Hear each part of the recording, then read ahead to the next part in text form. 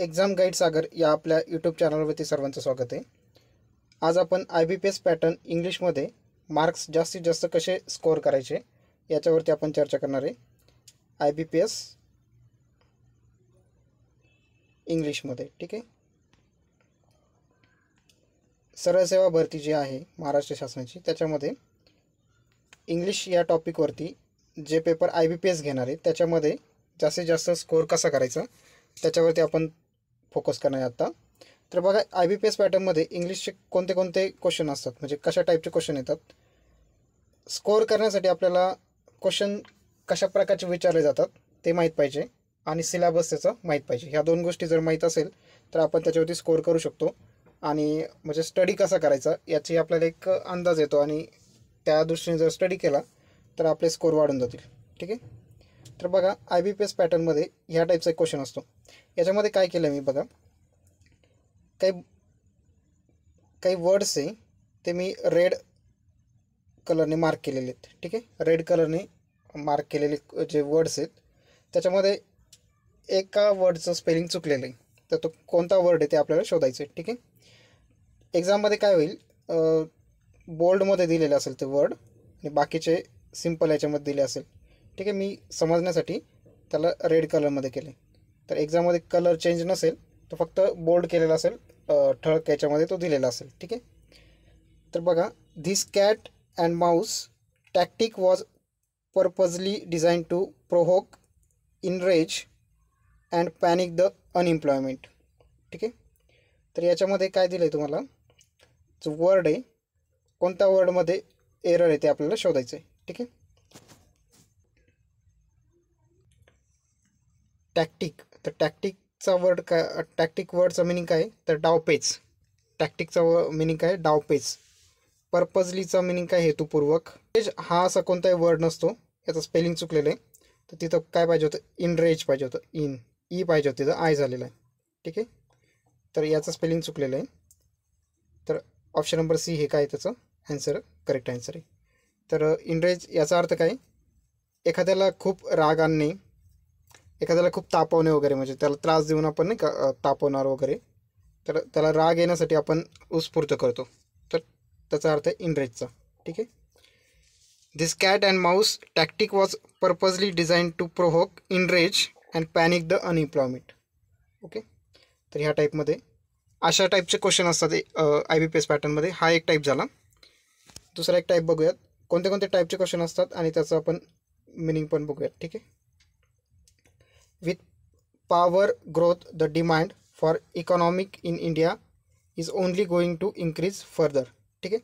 तर हा एक वेगळा टाईप आहे. याच्यामध्ये काय असतं, काही वर्ड्स आहेत जे मी की ब्ल्यू कलरने डिनोट केलेले आहेत आणि विथ त्याला एक ऑप्शन पण दिला आहे ABCD.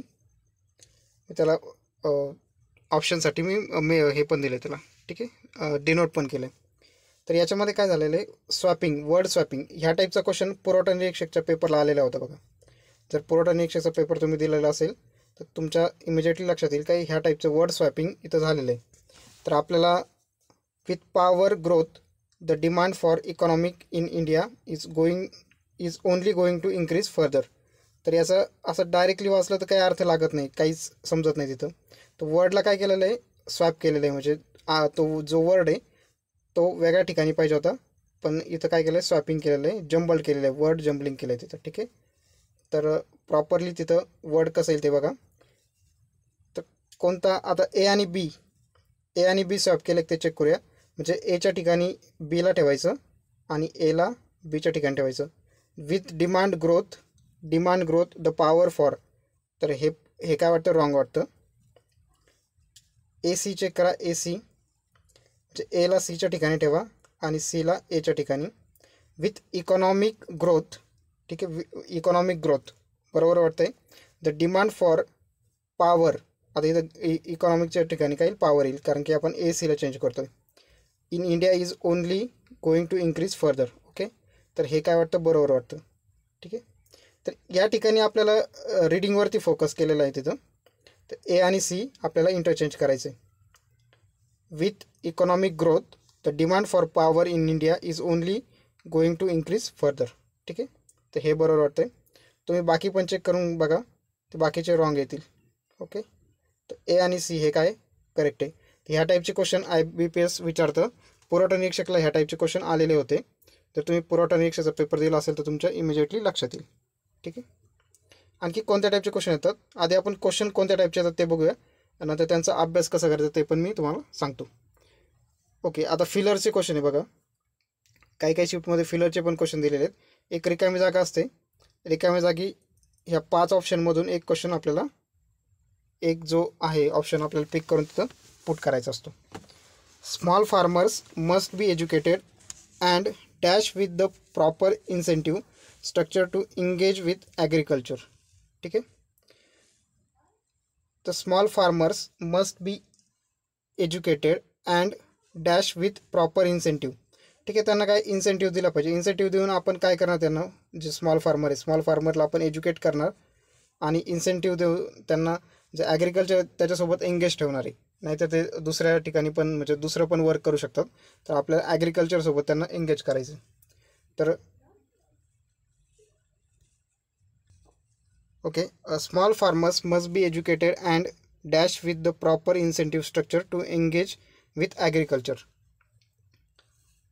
आता प्रत्येक याचं मिनिंग बघूया. हार्वेस्टेड, इन्व्हिटेड आणि डिस्करेज हे इथं बसणार नाही. फॅसिनेटेड आणि इन्करेज. तर फॅसिनेटेडचं मिनिंग आहे एखाद्याला आकर्षण करणे किंवा आकर्षित करणे, आणि इन्करेज म्हणजे काय, प्रोत्साहन करणे. तर त्यांना प्रॉपर इन्सेंटिव्ह देऊन आपण काय करणार, प्रोत्साहन देणार आहे.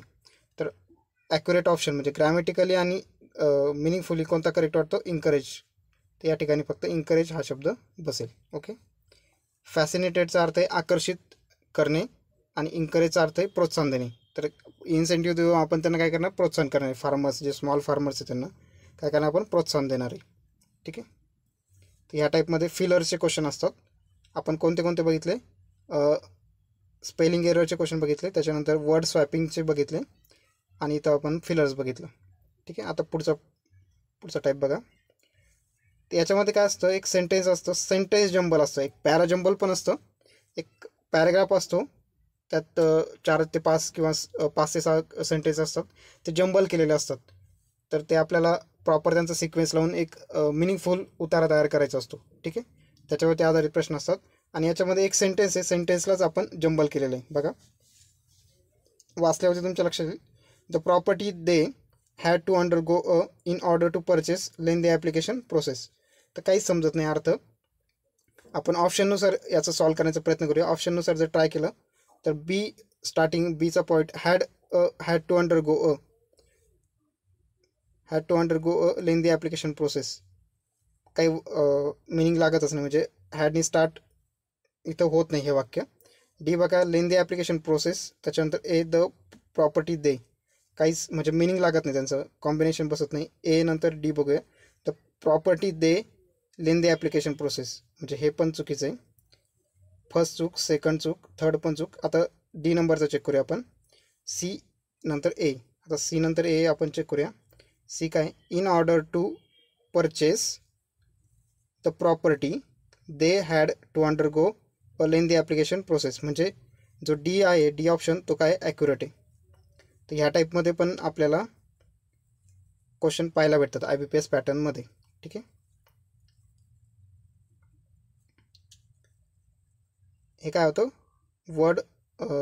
सेंटेन्स जंबल केलेलं होतं. सेंटेन्स आपल्याला प्रॉपर करायचं होतं. या टाईपमध्ये पॅराग्राफ पण जंबल केलेला असतो. पॅरा जंबलवरती पण क्वेश्चन IBPS विचारतं. ठीक आहे. आणखी पुढचा क्वेश्चन कसा आहे बघा. आता हे एरर डिटेक्शनचे क्वेश्चन्स आहे बघा. एरर डिटेक्शन या टाईपमध्ये काय असतं, एक सेंटेन्स दिलेलं असतं, सेंटेन्समध्ये एरर केलेलं असतं, तर आपल्याला एरर तिथं फाइंड आउट करायचा असतो. बरं, आत्तापर्यंत आपण जेवढे पण क्वेश्चन बघितले,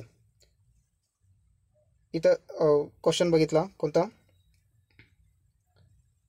एररचा म्हणजे स्पेलिंग एरर, त्याच्यानंतर आपण बघितलं वर्ड स्वॅपिंग, त्याच्यानंतर आपण बघितलं फिलर्स, आणि नंतर बघितलं आपण सेंटेन्सचं जंबल केलेलं होतं, आणि एक पॅरा जंबल एक येतो. तर या सर्वांमध्ये आपल्याला ग्रामरचा जास्त यूज दिसलाच नाही. आणि आता पुढं बघा, जो क्वेश्चन येतो तो काय असतो, एरर डिटेक्शनचा. इथं आपल्याला ग्रामर यूज करावं लागतं, पण ग्रामर असं डायरेक्टली नसतं, ॲप्लिकेशन ओरिएंटेड ग्रामर असतं. ठीक आहे, म्हणजे सेंटेन्सचं स्ट्रक्चर आपल्याला प्रॉपर माहीत पाहिजे असतं.